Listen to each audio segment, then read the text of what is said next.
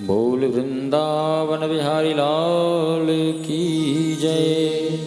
बांके बिहारी लाल की जय। राधा रमन सरकार की जय। श्रीमद्भागवत महापुराण की जय। पावन वृंदावन धाम की जय। मानस प्रेमी श्रोता समाज, भगवान श्री राधा मुकुंद माधव जी के चरण कमल के प्रेमानुरागी भक्तजन, पावन धाम वृंदावन में हम सबका आगमन। आज श्रीमद् भागवत की द्वितीय दिवस की कथा। आइए मन और वाणी को पवित्र बनाते हुए और भगवान श्री हनुमान जी का सुंदर स्तवन करते हुए हनुमान चालीसा के द्वारा कथा प्रारंभ करें। बड़े भाव से प्रभु श्री हनुमान जी की चालीसा का पाठ करें। बोले हनुमंत लाल जी महाराज की जय। श्री गुरु चरण सरोज रच निज मनो मुकुर सुधार। बिना रघुवर बिमल जसो जो दायक फल चार। बुद्धिहीन तनु जानिके सुमिरा पवन कुमार। बल बुद्धि विद्या देहु मोहि हरिहु कलेस विकार। हरिहु कलेस विकार।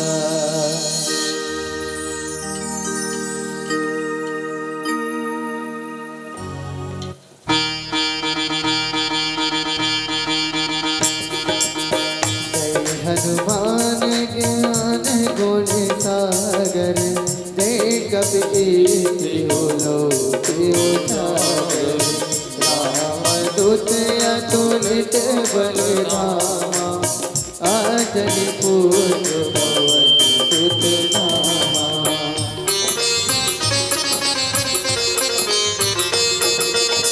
महावीर विक्रम बजरंगी कुमत निवार सुमत के संगी। कंचन बरन विराज सुवेशा कानन कुंडल कुंचित केसा। हाथ वज्र ध्वजा विराजे कांधे मूंज जनेऊ साजे। शंकर सुवन केसरी तेज प्रताप महाजगवंदन।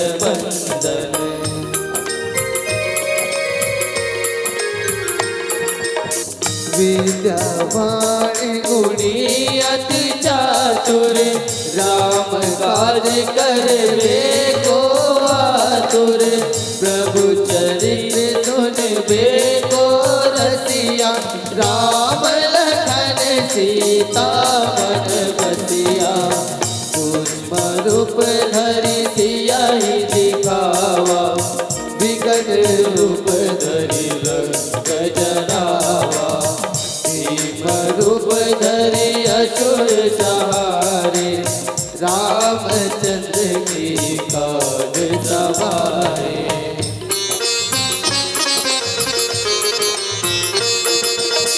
लाई सजीवन लखन जियाए श्री रघुवीर हरषि उर लाए। रघुपति कीन्ही बहुत बड़ाई तुम मम प्रिय भरत सम भाई। दस बदन तुमरो जस गावे अस कहि श्रीपति कंठ लगावे। सनकादिक ब्रह्मादि मुनीसा नारद सारद सहित अहिसा।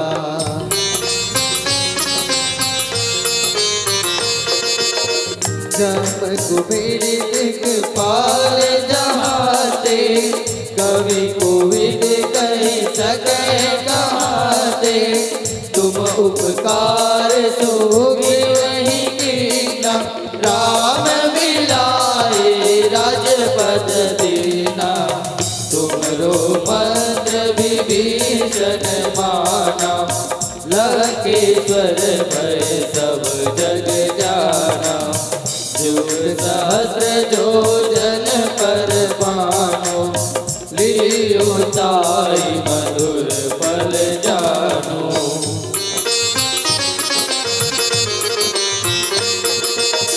प्रभु मूर्तिका मेरी मुख माही, जय श्री गांधी गए अचरज नाही। दुर्गम कार्य जगत के जेते, सुगमय अनुग्रह तुम्हारे तेते। राम दुआरे तुम रखवारे, होत न आज्ञा बिनु पैसारे। सब सुख लय तुम्हारी सरना, तुम रक्षक काहो को डरना।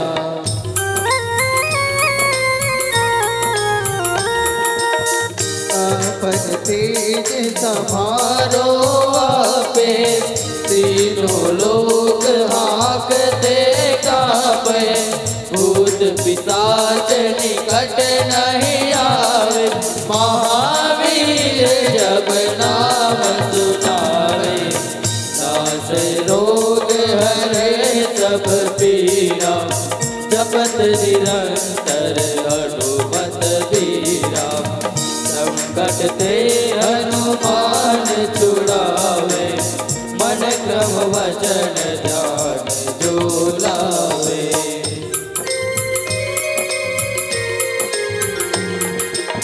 सब पर राम तपस्वी राजा, तिनके काज सकल तुम साजा। और मनोरथ जो कोई लावे, सोई अमित जीवन फल पावे। चारों जुग परताप तुम्हारा, है प्रसिद्ध जगत उजियारा। साधु संत के तुम रखवारे, असुर निकंदन राम दुलारे।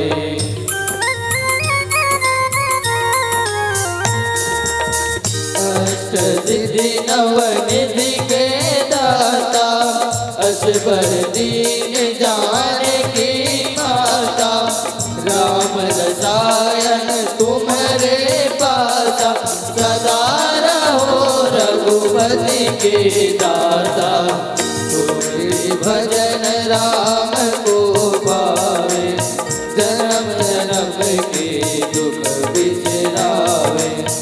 अंतकाल रघुवरपुर जाई, जहाँ जन्म भक्त कहाई।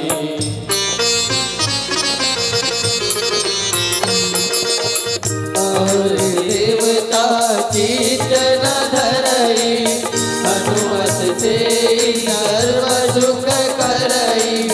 संकट कटै मिटै सब पीड़ा, जो तुमरे हनुमत बलबीरा।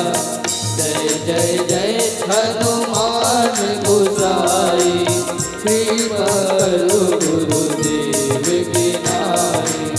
200 बार पाठ कर कोई, छूटे बंदी महासुख होई।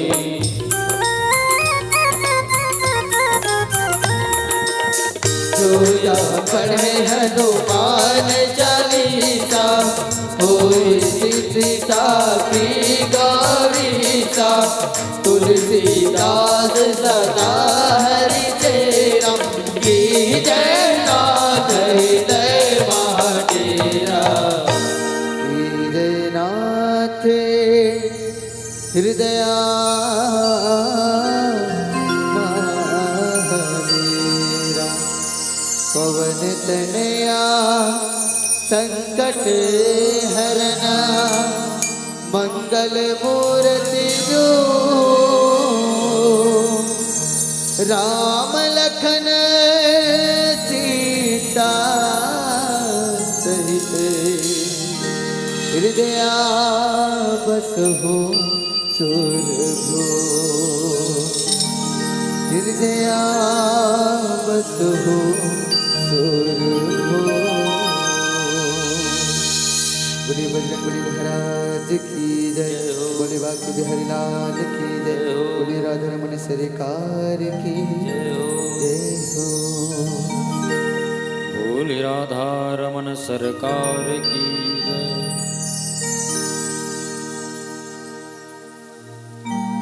श्री जय श्री गंगा तरंग रमणी जटा कलापम गौरी निरंतर विभो शितवामभागम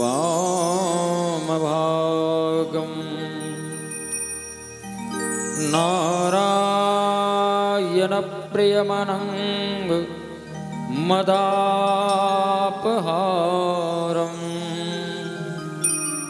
वाराणसीपुरपति भज विश्वनाथम।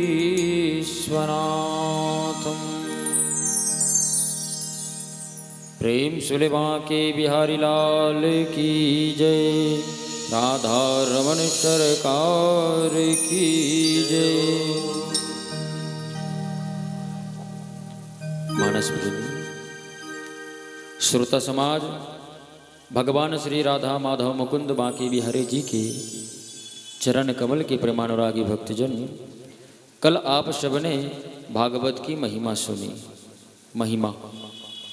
महिमा का अर्थ होता है महात्मा, महत्वता, इम्पोर्टेंट। जब तक जीवन में कोई चीज़ का महत्वपूर्ण न हो वो हमारे लिए उपयोगी साबित नहीं होता। जिस प्रकार से आपके ऊपर में अगर ये बिजली का बल्ब जल रहा है तो उसका भी एक महत्व है, क्या वो प्रकाश दे रहा है, तब उसको आप लगाए हुए हो। जब तक ये प्रकाश देगा तब तक ही ये घर में लगेगा, और जिस दिन ये प्रकाश देना बंद कर दे, बोलो लगाएंगे क्या आप? तो भागवत की महिमा यह बतलाती है कि यहाँ पापी तो तरते हैं, दुराचारी तरते हैं, और तो और जो पाप करके मर भी जाए और मर के भूत प्रेत आदि भी बन जाए, उनकी भी मुक्ति इस भागवत के द्वारा हो जाती है। ये भागवत की महिमा। इसलिए इनको पुराण नहीं समझना। अंतिम में भगवान का जब परम धाम गमन होता है तो भगवान की दिव्य ज्योति आकर इस भागवत में विलीन हो जाती है। इसलिए श्रीमद् भागवत साक्षात कृष्ण एव ही, ये भगवान कृष्ण ही हैं जो भागवत हैं। इनको पुराण न समझे। कल भागवत की महिमा आप सबने श्रवण की। अब कथा कहाँ आरंभ होती है इस बारे में चर्चा करें। तो एकदा नैमिषारण्ये ऋषया शौनकादयः, एक पावन तीर्थ है नैमिषारण्य नाम का। नैमिषारण्य कानपुर से लखनऊ के रास्ते में जब जाएंगे तो वहीं पर एक सुंदर तीर्थ पड़ता है, उसका नाम है नैमिषारण्य। वहाँ क्या हुआ, आदि से लेकर अंत तक जितनी भी कथाएं आपने सुनी होगी, चाहे भगवान रामचरित हो, चाहे श्रीमद् भागवत महापुराण, देवी भागवत, शिव महापुराण, जितनी भी कथाएं सुनी होगी, चाहे सत्यनारायण की कथा सुने, सब कथा प्रारंभ हुई है तो नैमिषारण्य तीर्थ से हुई है। नैमिषारण्य तीर्थ से, वहीं से। द्वापर के अंत में संतों ने विचार किया कि कलयुग आने वाला है और कलयुग में क्या होगा। मान ही मात पिता नहीं देवा साधुन संग कर वावहि सेवा। माता पिता का सम्मान नहीं होगा और साधु संतों से लोग सेवा कराएंगे। ये कलयुग में होगा।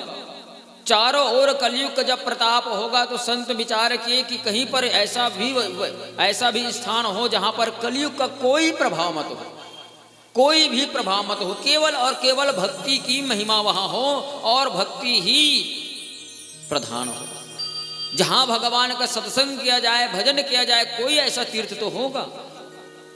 तो सब ब्राह्मणों ने, संतों ने मिलकर देवताओं की आराधना की और देवताओं में ब्रह्मदेव की आराधना की और ब्रह्मदेव ने सब ब्राह्मणों सहित मिलके, देवताओं सहित मिलके भगवान श्रीमन नारायण की स्तुति की।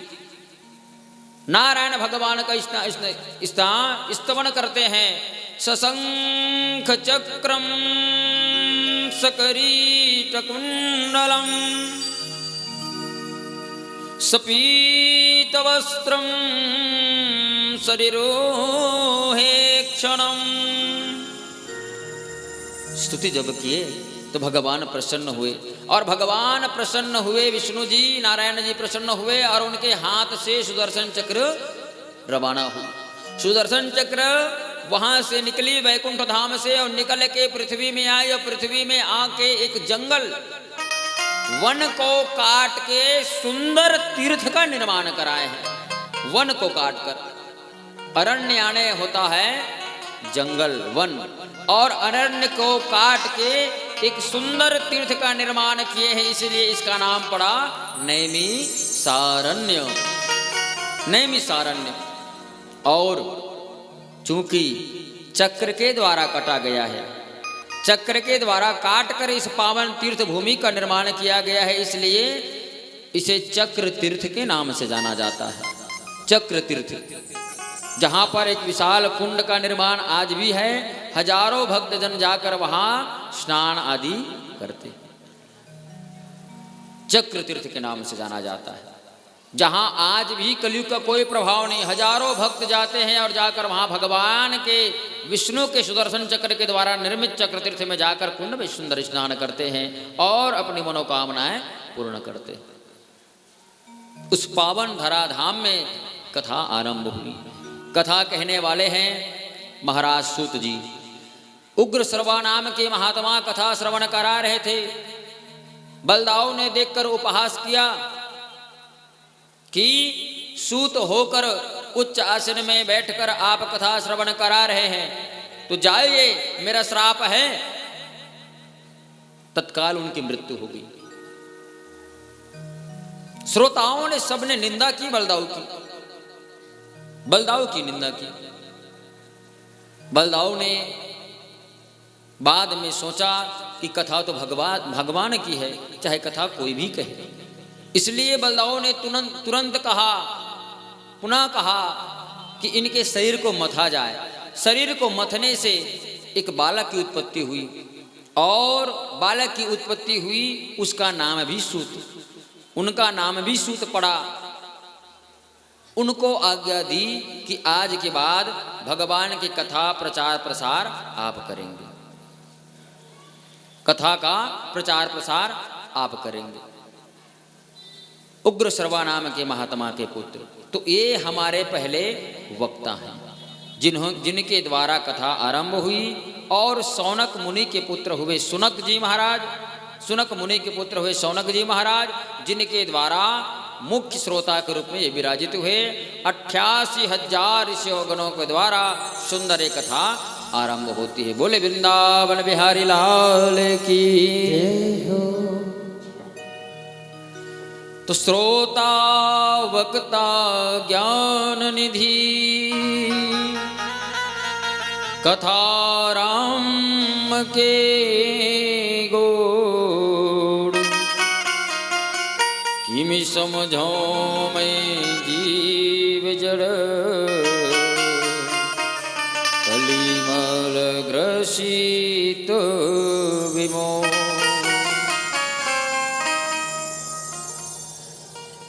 महाराज आज शौनक आदि 88,000 ऋषिगण एक जगह उपस्थित होकर भागवत की सुंदर कथा श्रवण कर रहे हैं। सुतजी महाराज के द्वारा कथा आरंभ हुई। कथा आरंभ होती है। श्रीमद् भागवत में भगवान के 24 अवतारों की कथा है। 24 अवतारों की।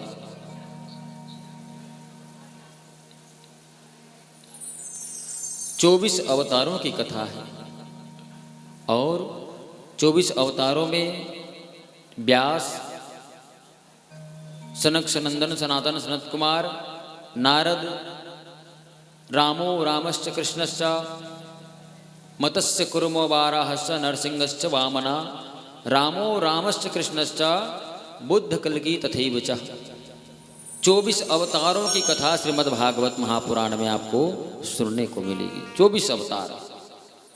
भगवान के प्रथम अवतार में कथा आती है महाराज व्यास के जन्म की। व्यास नंदन राजा के द्वार में एक विशाल सुअर का प्रवेश हुआ। राजा के दरबार में एक सुअर का प्रवेश हुआ और उस सुअर ने राजा के बगीचे को पूरे उजाड़ दिया। क्रोध के कारण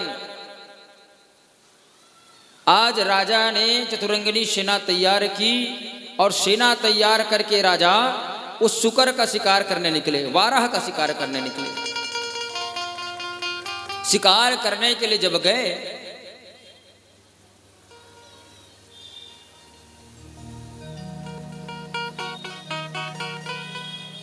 शिकार करने जब गए राजा कुछ दूर आगे चले, देखते क्या है कि वाराह कहीं दिखाई नहीं दिया, सुअर कहीं दिखाई नहीं दिया। क्रोध के कारण राजा वापस आए। वापस जब राजा आए, राजा का आगमन होता है। राजा क्रोध के कारण थे, इसलिए रात्रि में राजा के शक्र का प्रवाह हो गया, तेज का प्रवाह हो गया। और तेज का प्रवाह हुआ। वहां के दासियों ने राजा के तेज को ले जाकर रानी के लिए समर्पित करने ले जा रहे हैं, रानी को देने के लिए। और ऊपर में 2 गिद्ध पक्षियां आए। गिद्धों को लगा कि इस दोने में कुछ खाने का पदार्थ होगा। गिद्धों को लगा कि कुछ खाने का पदार्थ होगा। गिद्ध उस दोने को लेकर उड़ गए ऊपर से एक और गिद्ध के बीच में, दोनों के बीच में लड़ाई और झगड़ा होना शुरू हो गया। दोनों आपस में दोने को खींचते खींचते वो दोना यमुना में गिर गया। और यमुना में जब गिरा तो इसी यमुना में एक मछली के द्वारा उस दोने को निगल लिया गया। मछली के द्वारा मछली ने उस दोने को निगला। एक केवट आए, कुछ देर बाद केवट ने जाल मारी। जाल में वही भाग्य से मछली निकली और मछली को जब फाड़े, चीरा लगाए तो सुंदर एक कन्या का जन्म निकला। सुंदर एक कन्या, एक दिव्य कन्या। कन्या को प्राप्त करके केवट गदगद हुआ क्योंकि निसंतान है। और केवट ने विचार किया कि मछली के गर्भ में आखिर मनुष्य का बालक कहां से जन्म लिया, ये बालिका है कौन। मछली के गर्भ से जन्म लेने के नाम से इसका नाम मत्स्य गंधा पड़ा। और इनका दूसरा नाम वेदवती और तीसरा नाम है सत्यवती। तीसरा नाम सत्यवती। 3 नाम पड़े। सुंदर है लेकिन इसके शरीर से पूरे मछली के दुर्गंध आ रहे हैं, मछली के दुर्गंध। केवट ने अपने पुत्री समझ के इस कन्या का पालन पोषण किया। शौनक आदि ऋषिगण पूछते हैं महाराज कि आखिर ये कन्या है कौन जो मछली के गर्भ से जन्म ली है, मछली के गर्भ से जन्म ली है। सुतजी महाराज ने कहा, ऋषियों, ये कन्या पूर्व जन्म की अप्सरा है, पूर्व जन्म की अप्सरा है। देवताओं की सभा लगी थी और देवताओं की सभा में दुर्वासा महाराज विराजित थे। दुर्वासा महाराज के सामने यह अप्सरा सुंदर नृत्य कर रही थी और दुर्वासा तो दुर्वासा, संत तो संत हैं, उनके सामने चाहे नाच लो गा लो, उनका कोई हाव भाव परिवर्तन होने वाला नहीं है। साधारण सी स्थिति में दुर्वासा महाराज बैठे रहे।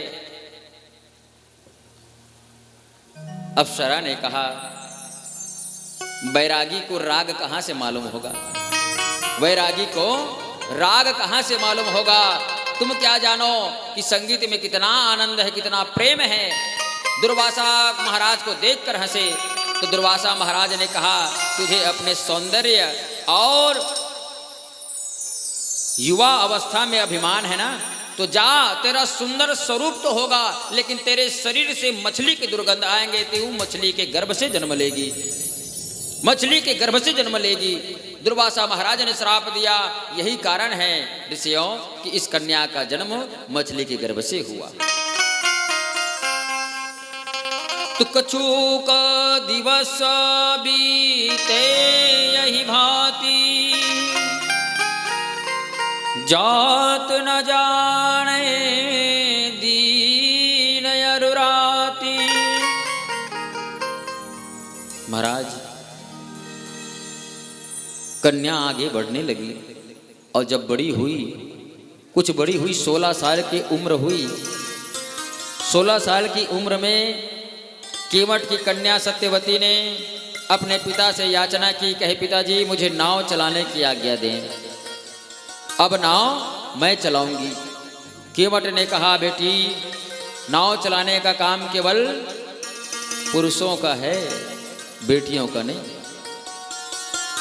तुम मत चलाओ, तुम मत चलाओ। सत्यवती ने कहा, पिताजी अगर मैं आपके पुत्र होती तो बताओ क्या आप मुझे नाव चलाने देते? बोले हाँ बिल्कुल देते। तो सत्यवती ने कहा कि संसार में केवल पुरुष प्रधान ही क्यों, किसी पुरुष का अगर नाम लिया जाता है तो श्री करके संबोधन किया जाता है, श्री। और श्री कौन? साक्षात लक्ष्मी।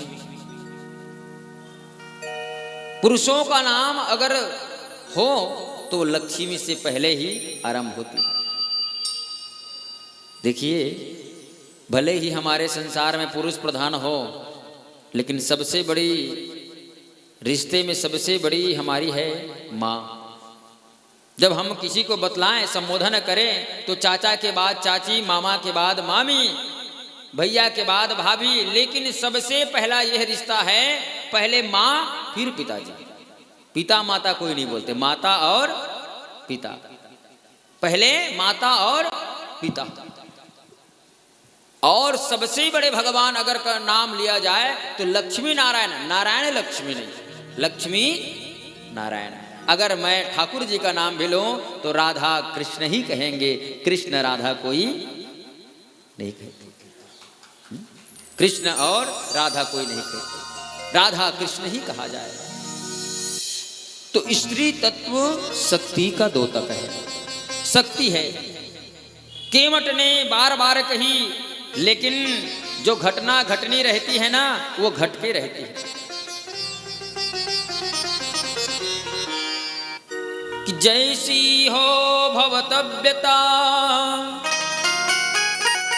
तैसे मिलई सहाय, अपन आवे ताहि पे तू ही तहां ले जा। जो आपके साथ घटना घटनी है ना वो घटकी रहेगी, चाहे लाख प्रयास कर लो रोकने का, लाख प्रयास कर लो। राजा के दरबार में एक ब्राह्मण का आगमन हुआ। ब्राह्मण से पूछे, कहे ब्राह्मण वर मुझे बताओ कि मेरी मृत्यु कहाँ होगी।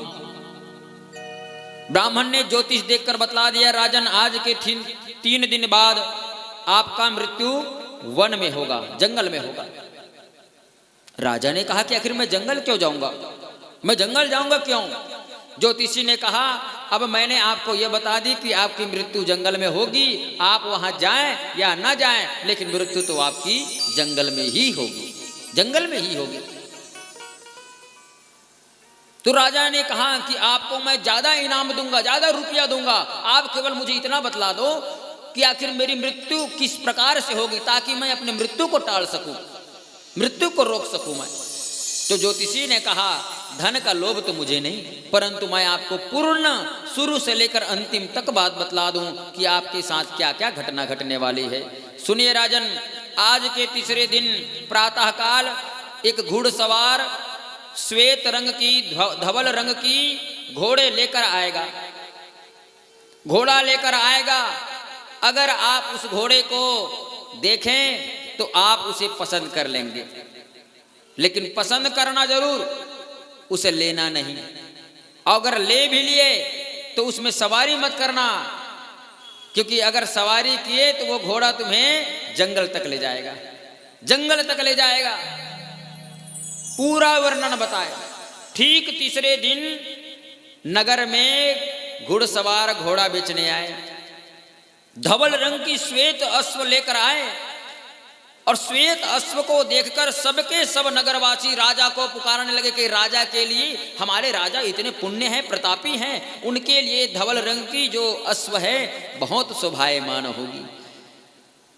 सो जाकर राजा को पुकारो। राजा के पास गए, राजा को बतलाए। राजा आया, मंत्री को सारा बात बताए जो ज्योतिषी ने बतलाया था, सारा बात बताए। तो मंत्री ने कहा राजन आप निश्चिंत रहना, बात तो तब बिगड़ेगी जब आप जंगल जाएंगे, बात तो तब बिगड़ेगी जब आप जंगल जाएंगे। आप केवल घोड़े को देख लीजिए। जैसे ही घोड़ा देखे राजा को पसंद आ गई। अब मन लालायित है सवारी के लिए, लालायित है, इच्छाएं तो हैं मन में कि मैं सवारी करूं, परंतु डर है मृत्यु का। मंत्री ने कहा चारों तरफ से हम घेरा लगाएंगे, आप एक काम करिए, आप सवारी करिए। जैसे ही राजा घोड़े में बैठा, और घोड़े में बैठते ही तुरंत घोड़ा दोनों पैर उठाकर तीव्र गति से वायु के वेग के बराबर इतने वेग से चला। चलते चलते सीधा वो वन में गया, और वन में जब गया एक सिंह की गर्जना हुई, सिंह की गर्जना हुई। घोड़ा तीव्र गति से अपने दोनों पैर उठाए, राजा वहीं गिर गया, घोड़ा भाग गया, और एक सिंह के शिकार के द्वारा राजा की मृत्यु हो गई, राजा की मृत्यु हो गई। कि हानि लाभ जीवन मरण, जस यप जस विधिहार। ये तो कथा थी भैया। अब आपको मैं, ये तो साधारण बात थी, जो घटना घटनी है वो घट के रहती है। गरुड़ जी महाराज भगवान विष्णु के सानिध्य सदैव रहते हैं। गरुड़ एक दिन यमपुरी में गए, और यमपुरी में जाकर यमराज के पास कहे, यमराज धर्मराज